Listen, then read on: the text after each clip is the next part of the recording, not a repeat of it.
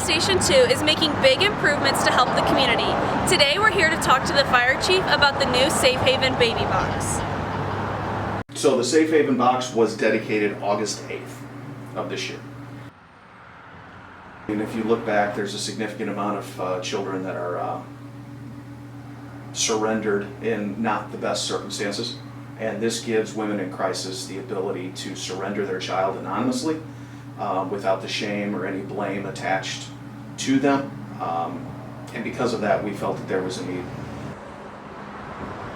When the outer door is tripped, a 60-second countdown begins, which would give the mother time to put the child into the bassinet and close the outer door.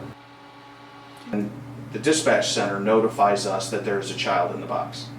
And then I also, inside the box, there's a closed circuit TV or a closed circuit camera that comes straight to my phone as well as the other command staff's phone that tells us that there's a baby in the box.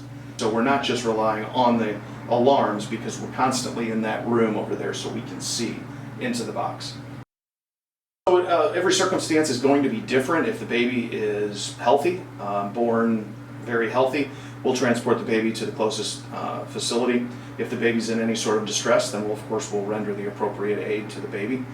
We're certainly equipped with all of the neonatal resuscitation equipment necessary to take the baby, whether in crisis or not, to the appropriate medical facility.